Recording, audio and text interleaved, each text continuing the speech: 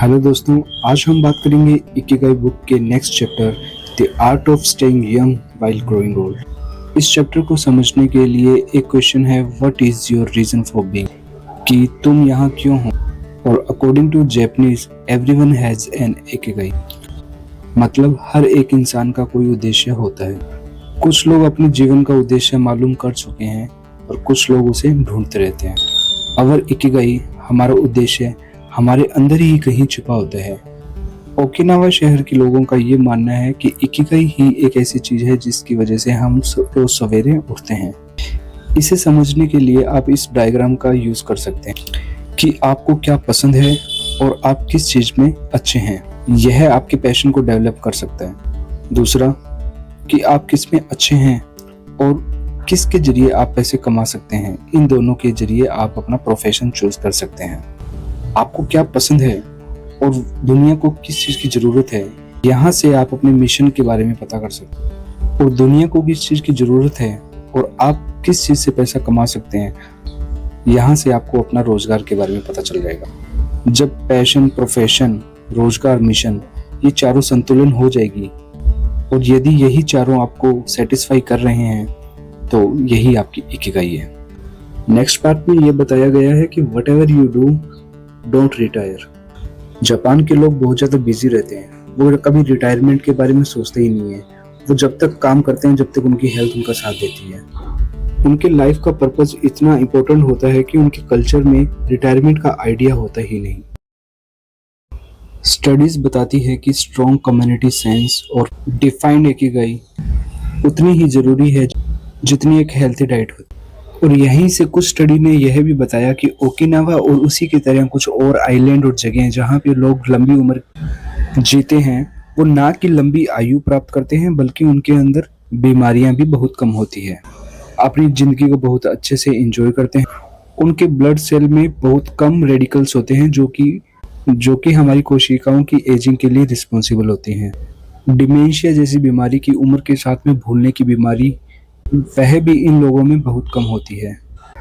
Relax और खुश रहने के कारण मेल और फीमेल में सेक्स हार्मोन का रिलीज भी बहुत लंबी उम्र तक भी नॉर्मल रहता है। डैन ब्यूटनर ने अपनी बुक में जहाँ पे लोगों की आयु लंबी होती है उनको ब्लू जोन में बांटा है। ये ब्लू जोन्स हैं Okinawa Japan, Sardinia Italy, Loma Linda California, Nicoya peninsula Costa और इकरिया ग्रीस। अब इन पांचों जोन में 3 जोन ऐसे हैं जो आइलैंड्स हैं और जहाँ पे रिसोर्सेज बहुत कम हैं। लिमिटेड रिसोर्सेज होने के कारण वहाँ के लोगों को एक दूसरे की हेल्प करनी ही पड़ती है और इसलिए एक दूसरे की हेल्प करना उनकी आदत बन चुकी है। और एक दूसरे की हेल्प करना शायद उनकी इकिगाई हो सकती है, जिसके कारण वो अधिक आयु तक जीते हैं। और साइंटिस्ट ने भी यही बताया है कि लंबी उम्र के लिए diet, exercise, finding purpose in your life that is ikigai and form strong social ties that is having a broad circle of friends and good family relations. Okinawa शहर के लोग इंटेंस एक्सरसाइज नहीं करते, वो बस मूव करते हैं, चलते फिरते रहते हैं, अपने वेजिटेबल गार्डन में सब्जियों का ध्यान रखते हैं, गार्डनिंग करते हैं और लो इंटेंसिटी मूवमेंट करते हैं और ये उनके जीवन में बहुत कॉमन है। नेक्स्ट पार्ट में बताया गया है द 80% सीक्रेट। जापान में एक कॉमन सेइंग है दैट इज हारा हाची बू, जिसको वो खाना खाने से पहले या बाद में बोलते हैं और जिसका मतलब होता है feel your belly to the 80%। Okinawa शहर के लोग खाना खाना बंद कर देते हैं जब उनको लगता है कि उनका पेट 80% भर गया और वो ओवर ईटिंग नहीं करते, जिस कारण उनकी बॉडी को ज्यादा प्रोसेस नहीं करना पड़ता उस फूड को डाइजेशन करने के लिए। और 80% खाने का जो तरीका वो यही बताया गया है कि जब हम यह फील करते हैं कि हम फुल हो गए हैं, बस उसी क्षण हमें खाना खाना बंद कर देना चाहिए। इसके ऊपर खाया गया हर एक बाइट हमारे शरीर को नुकसान पहुंचाता है। ये कुछ देर के लिए हमें खुशी जरूर देता है बट ये लॉन्ग टर्म के लिए हमें फैटी बना देगा और हम हेल्थी नहीं रह पाएंगे।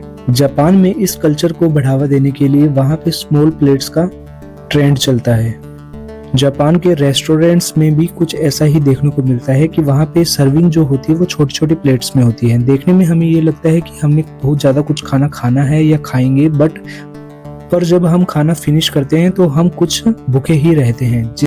वहाँ के लोगों का average daily consumption of calorie 1800 से 1900 होता है, जो कि compare to other countries like US 2200 से 3300 कैलोरी होता है।